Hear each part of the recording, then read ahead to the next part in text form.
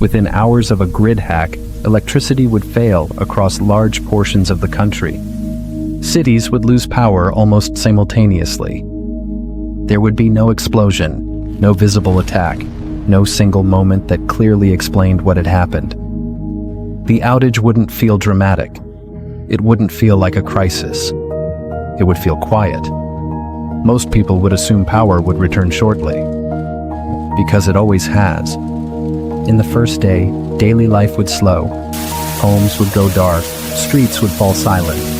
Buildings would lose their familiar glow. Phones would become the primary source of light. People would check outage maps, refresh them, check again, and wait. Nothing would feel permanent yet. There would still be confidence in the system. Over the first 72 hours, the disruption would feel like inconvenience. Traffic lights would stop working. Drivers would negotiate intersections manually. Gas stations would close. ATMs would go offline. Families would light candles. Meals would be cooked differently. Phones would charge in cars parked in driveways. Conversations would include phrases like temporary and they'll fix it soon. Because modern life is built on the assumption that outages do not last.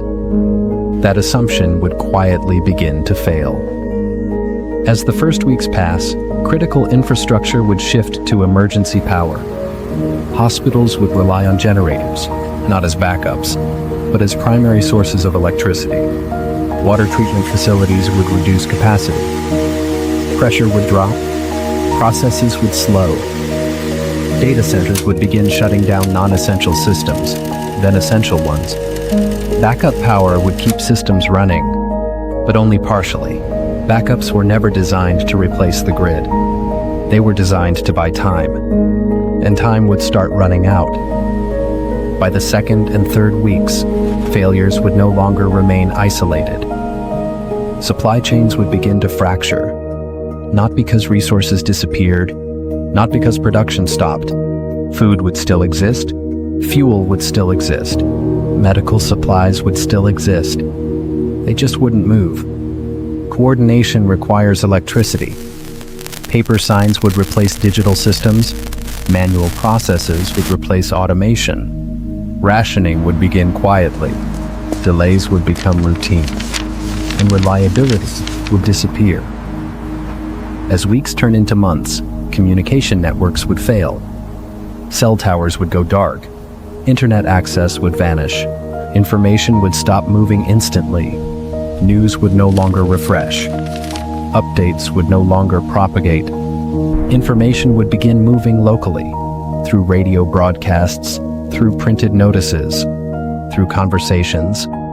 Trust would replace infrastructure. Who you knew would matter more than what you could access. Months into a prolonged outage, society would adapt, not by returning to normal, but by redefining it. Bartering would replace digital payment.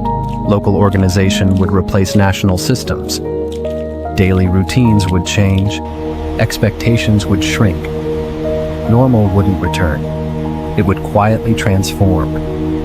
As the year approaches, restoration would still be slow. Large power transformers take months to manufacture. Some take more than a year. Repairs would move deliberately. Priorities would shift. Recovery would be uneven. The power grid isn't just infrastructure, it's the operating system. That allows every other system to function. When it fails, everything else follows.